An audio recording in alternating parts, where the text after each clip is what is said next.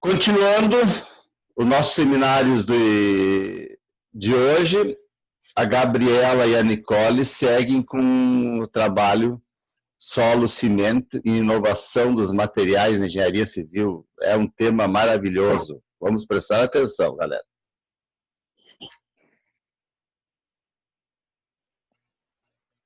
Então, o nosso material é sobre as inovações dos materiais dentro da engenharia civil. Como a engenharia civil está sempre em constante desenvolvimento, requerendo materiais inovadores que garantam excelência, modernidade e sustentabilidade, grande parte dos materiais utilizados na engenharia são provenientes de processos químicos. Dessa forma, os engenheiros químicos são de extrema importância para que essas inovações sejam elas formulando novas matérias-primas ou otimizando as já existentes. Isso tudo é importante para que as obras da engenharia sejam mais rápidas, eficientes e limpas, levando também em conta o custo-benefício. Então, eu e a Gabi escolhemos alguns tipos de materiais que chamam mais atenção e a gente vai comentar um pouquinho deles e falar um pouco sobre cada um, como é que eles funcionam. Então, agora eu vou começar a falar sobre os concretos. O concreto por reaproveitamento. Vendo os impactos que a fabricação do concreto causa no meio ambiente e nos resíduos sólidos que sobram das construções e demolições, viu-se a necessidade de reutilizar esses resíduos, criando então um concreto de reaproveitamento, usando também os materiais como madeira, vidro, areia em substituição da pedra brita. Além de ajudar no meio ambiente e não descartando materiais que demoram a se decompor. É possível reduzir o custo total da obra.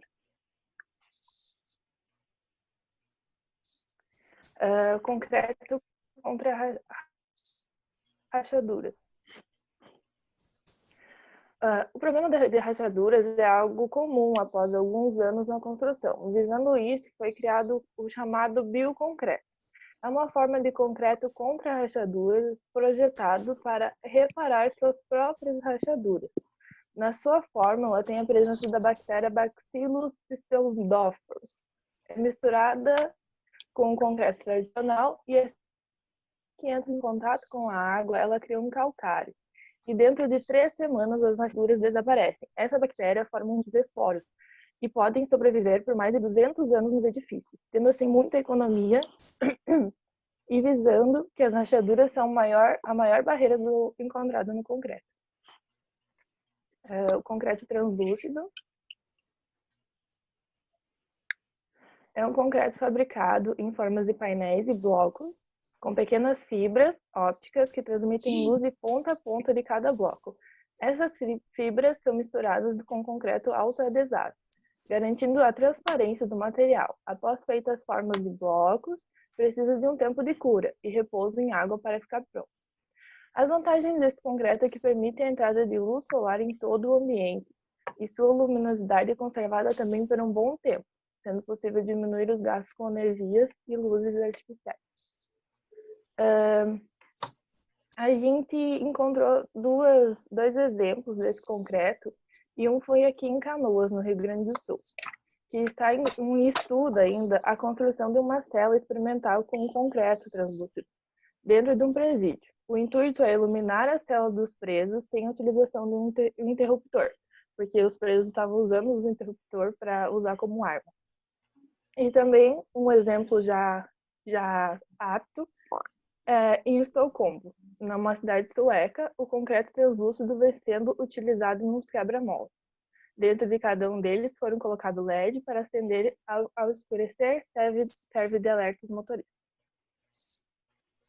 Então, agora eu vou falar sobre o concreto de PVC. Desenvolvido inicialmente por uma empresa canadense, o concreto de PVC é chamado no Brasil um composto por painéis de PVC, preenchido com concreto e aço estrutural que servem de forma de acabamento para as paredes, não sendo necessária a colocação de revestimento, como pintura, cerâmica e entre outros. Um sistema industrializado e modular é encaixado por sistemas de guia, Foi desenvolvido para projetar e construir de forma simples e industrializada vários tipos de... Liguem as câmeras. Ah, tá. Espera aí, então. Isso, Nicole. As vantagens são a agilidade da construção, baixa geração de resíduos e entulhos durante a obra, uma metodologia que contribui para o meio ambiente. O concreto fotovoltaico. Criado por Orlando Guiterres, Gabi, concreto fotovoltaico. Ai, desculpa. Eu tava pensando. Vai lá.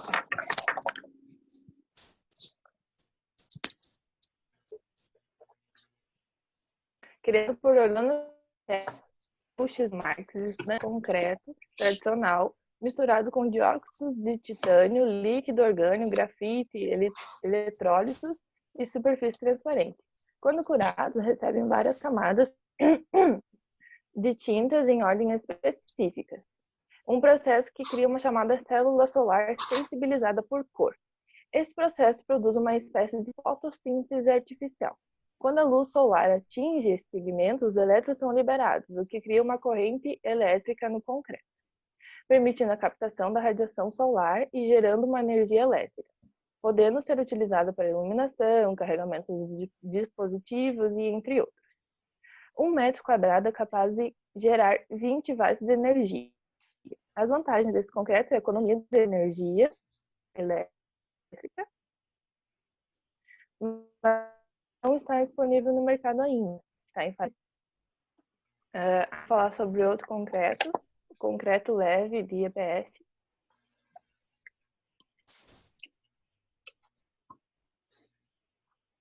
No lugar da pedra britada, utiliza-se EPS,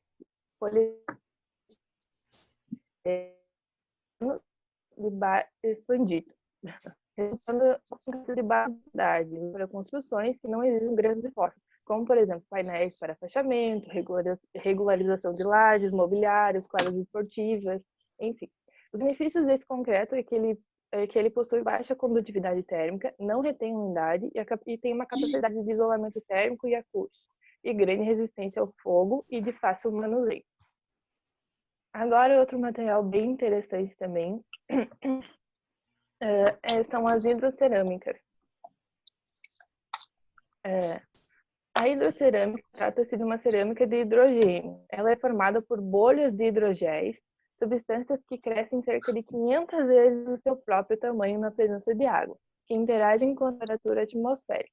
O produto tem como prometido resfriar o ambiente em dias de calor e isolar o espaço em dias frios. O novo material de construção pode ser carregado por água em dias de calor, evaporando o líquido refrescante para dentro do ambiente. E quando chove, a temperatura torna-se amena, as bolhas de hidrogênio são carregadas novamente com água e isolam o ambiente contra o frio.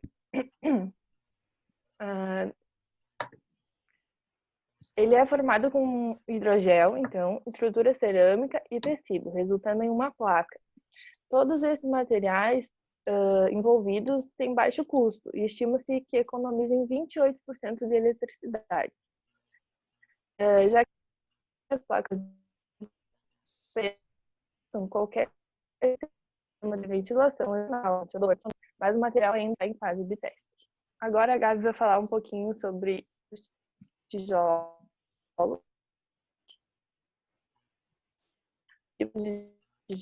Acho interessante também.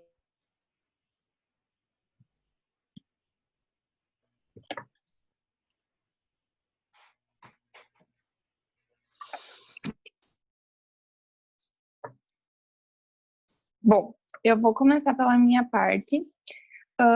O meu primeiro material que eu fui atrás e procurei são os pisos radiantes, que o professor deu uma ajudinha ali, que ele tinha alguns materiais e a gente podia estar acrescentando no nosso trabalho. Então, os pisos radiantes é um sistema de aquecimento e resfriamento instalado embaixo do piso. Ele tem o elétrico e tem o hidráulico. O elétrico trabalha através de resistências elétricas, enquanto o hidráulico trabalha com água quente ou fria. O piso elétrico funciona de forma que é fornecida uma corrente elétrica a um cabo calefator. Os cabos são embutidos em um piso de forma de serpentina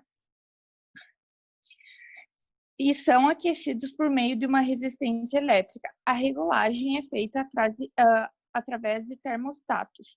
Em alguns casos, é colocadas em paredes ou no teto, para que fica mais fácil para regular. Tendo vários tipos de termostatos, como os analógicos, que são de ar, são mais simples e sem programação, os mecânicos, que medem somente a temperatura do ar, e o elétrico, que mede a temperatura do ar e a temperatura do piso. Tendo também os programáveis, que possuem algoritmo de antecipação, programáveis por Wi-Fi, que daí você pode utilizar um aplicativo para mudar a temperatura do ambiente. Já o piso hidráulico, por sua vez, funciona através de uma circulação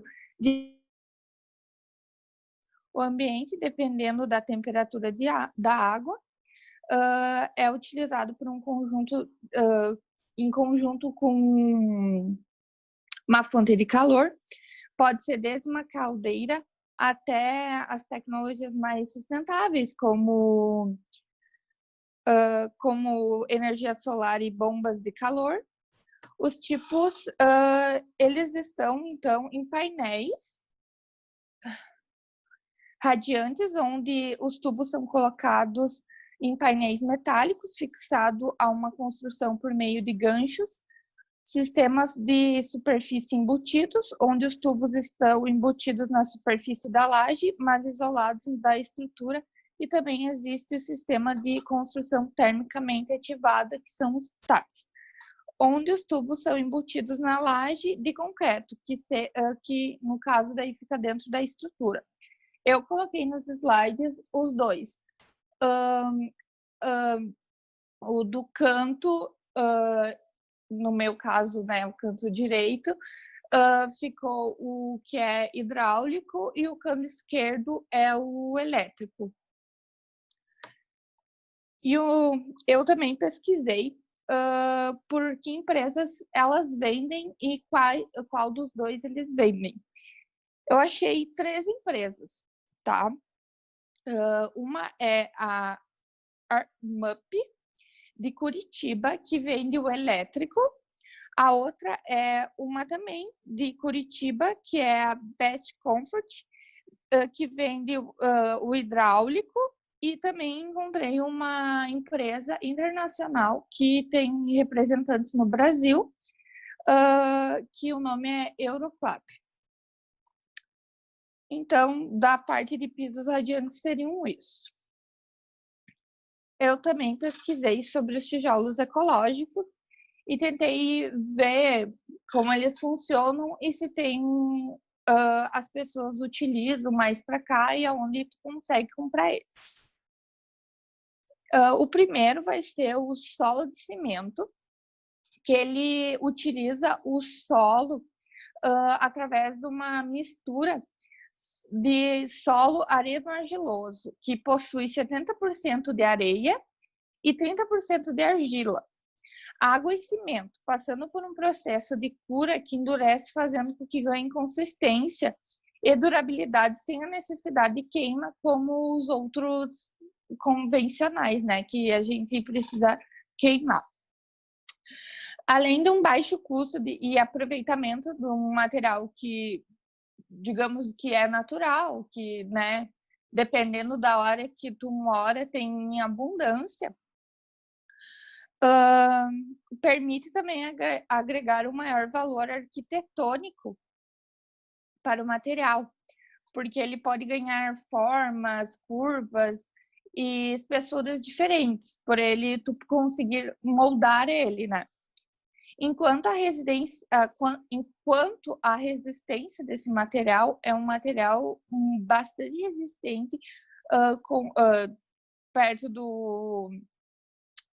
do feito de cerâmica.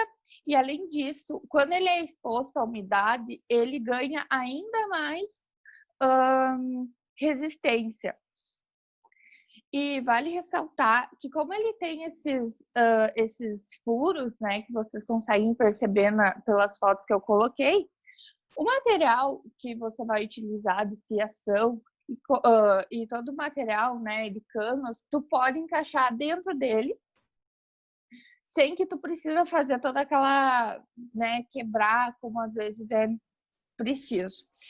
E também vale lembrar que, por ele ter esses espaços vazios, cria uma câmara de ar e ele se torna mais térmico e torna também que a acústica seja melhor, por ele criar essa câmara de ar.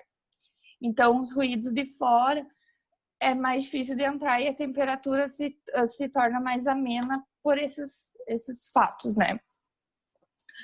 Eu pesquisei aonde que compra, né, se tem para vender, e eu achei assim, ó.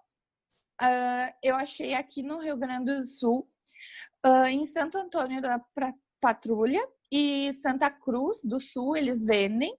Também vi que vendem em lojas como a Leroy, e tá mais ou menos R$1,89 a unidade. Eles também vendem o lote, que tá mais ou menos uns R$800. Tá. E o próximo é o tijolo feito a partir de uma escavação de obra. Foi um sistema de reaproveitamento de resíduo, parecido com o que a Nicole comentou na parte dela, mas ele foi através de uma empresa americana que eles viram necessidade de fazer, né, o tijolo e reaproveitar os resíduos que estavam sendo descartados numa obra. Eles, então, montaram uma espécie de uma fábrica junto com a empresa e foram reutilizando esses materiais e fazendo tijolos, né? E assim ajuda com uma forma de que tu não vai precisar gastar com o transporte. Com isso, tu diminui o gasto né, a liberação de gases poluentes no meio ambiente, e também ganha, né, porque tu vai estar reaproveitando um material que iria para o lixo, né? Sobre esse material e sobre os próximos que eu vou falar o que eu achei deles mais para o final. Assim fica menos, eu fico interrompendo menos. E os tijolos ecológicos, eu esqueci de trocar porque eu estou trocando e estou apresentando. Então, esses seriam os tijolos feitos de resíduos de escavação de obra, tá? E essa seria a máquina que é usada para fazer ele.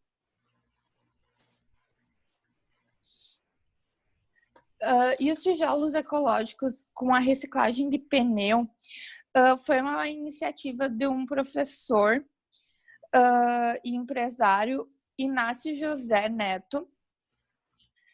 E ele é mais leve pela borracha ser mais leve que a areia, e também pela fraca ligação entre o concreto e o granulado da borracha. Não é inflamável, contribui melhor para o condicionamento térmico e acústico, né? Podendo ser usado para fins estruturais ou de vedação, conforme a quantidade de borracha utilizada em sua fórmula. A borracha provoca também uma união entre as seções que compõem o tijolo, evitando fissuras provocadas pela contração do material. Sua inclusão não melhora significativamente a sua resistência de atração do material, mas melhora seu comportamento pós-fissuração. Para ser inserido no concreto, um pneu passa por uma trituração, por uma seleção criteriosa, através de peneiramento e um processo de cura semelhante aos de blocos de concreto convencional. E também eu pesquisei e achei esses tijolos aqui a partir de bactérias. Como que é? Os tijolos ecológicos fabricados a partir de micro-organismos naturais desenvolvidos pela Biomason produzem materiais de construção através dos chamados cimentos biológicos. Os materiais tradicionais da construção, como concreto, madeira, vidro e aço, possuem altos níveis de energia incorporada que utilizam recursos naturais não renováveis. Tendo isso em vista, eles criaram esses tijolos através de cimento biológico altamente resistentes. Eles são curados em temperatura ambiente, sem necessidade de queima, gerando economia no custo de energia e na redução de gases poluentes, que se faz cada vez mais necessário, né? Porque a gente entende que se as coisas continuarem como elas estão, a gente poluindo, a gente vai sofrer muito com isso, e a gente já está sofrendo, né? Eu pesquisei sobre esses três tijolos e eu não achei para comprar, tá? Eu procurei na internet, procurei em vários lugares para comprar e eu não achei. Não achei também aqui na região que venda. E então seria isso, né? Não sei se vocês têm alguma dúvida até agora ou alguma coisa. Galera, Professor, vamos... é importante salientar que a gente foi atrás, a gente procurou em torno de 20 construtoras aqui em Passo Fundo região e nenhuma delas usa esses tipos de materiais que a gente comentou. É verdade. A Gabi salientou ali alguns materiais que a gente tem aqui no Rio Grande do Sul, que são fabricados, mas aqui na nossa região nenhuma construtora usa. E também, agora, quando passar tudo isso, eu quero conversar mais a respeito com elas e saber por que eles não usam ainda, né? Porque tem vários materiais que... Vocês vão mudar esse panorama, porque vocês vão ser os modernos engenheiros do futuro. E daí o professor vai comprar tudo para nós fazer esses tijolos lá na IMED, né, professor? Não, isso aí, professor, vai nos ajudar. Claro que ajuda. Então tá, tem mais 2 materiais, tá? Bem rapidinho, eu sei que eu já tô falando bastante. Não, é que ela falou que tinha terminado, por isso que eu botei palma. Não, eu não terminei. Eu terminei aquela parte de tijolos. Ah, fiquem tranquilo, fiquem tranquilo. Então tá. Esses, né, no caso, eu não passei porque eu tô aqui falando e eu esqueço de passar os slides, tá? Qualquer coisa que vocês queiram, os slides ou o material escrito, que a gente não quis colocar as escritas, até porque às vezes foge um pouco, né? E fica muito, como é bastante informações, ia ficar muito pesado, tá? Então, se vocês quiserem, vocês falam, até o professor se quiser alguma coisa, tá? Agora eu vou falar das tintas ecológicas. As tintas ecológicas não contêm materiais tóxicos ou derivados de petróleo, sendo formuladas com matérias-primas naturais. As tintas ecológicas são à base de água ao invés de solvente, tendo pigmentos naturais que são retirados da diversidade do solo, garantindo uma gama muito maior de cores, né? Ela é feita através de água, cola e pigmento natural extraído dos solos e pode diminuir 70% do custo comparado com as tintas convencionais, né? Vale também explicar que, assim, ó, as tintas que a gente usa, né, nas nossas casas, geralmente, elas têm os compostos orgânicos voláteis e eles são bem prejudiciais para a saúde quanto para o meio ambiente. E vista essa necessidade, foi vista a necessidade de uma tinta que não agrida tanto, né? E também pensando que o que acontece? A tinta convencional que a gente usa, ela, como ela é forte, ela acaba ela não deixa que a parede respire, sabe? E isso também se torna prejudicial para a parede e para nós, porque a gente, por mais que a gente não perceba, depois que a gente não sinta o cheiro, não quer dizer que ela não está fazendo mal para a nossa saúde, né? Eu também pesquisei para comprar.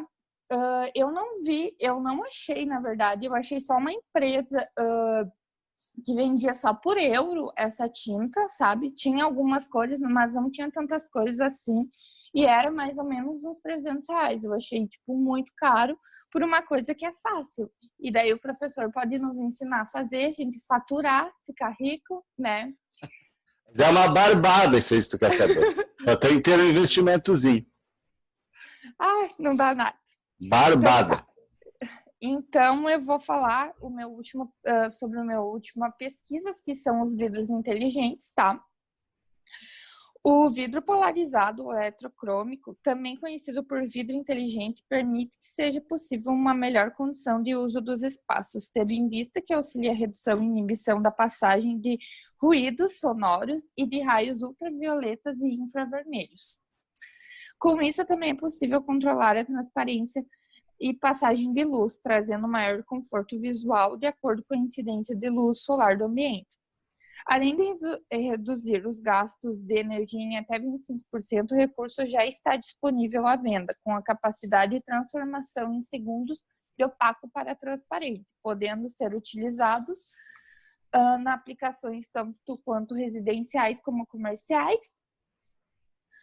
Os vidros inteligentes estão disponíveis por placas de diversas cores e dimensões. O preço final pode ser caro, né? Por ele ser uma coisa bem tecnológica, né? Mas em alguns casos ela é capaz de compensar. A instalação ela é simples, basta que tenha um ponto de energia perto. É possível que apenas em um aperto de um botão o sistema seja acionado. Atualmente existem diferentes tecnologias capazes de produzir esses sistemas, né? Como a utilização de flexão eletrocrômica ou de cristais líquidos e ainda partículas suspensas de outros compostos químicos para o controle de intensidade da cor, opacidade e da transparência das peças de vidro. Eu pesquisei e já tem uma empresa responsável aqui no Brasil por comercializar. É a empresa Geodesign Internacional. E também tem a MDV, que ela também vende. Por questão de preço, eu procurei, mas como eles só pedem para fazer orçamento e tal, e daí eu não ia pedir para fazer um orçamento, coitados. E então eu não pude olhar quanto que custa mais ou menos, mas assim, por ver o material e como ele funciona, eu acredito que seja bem caro. E assim, talvez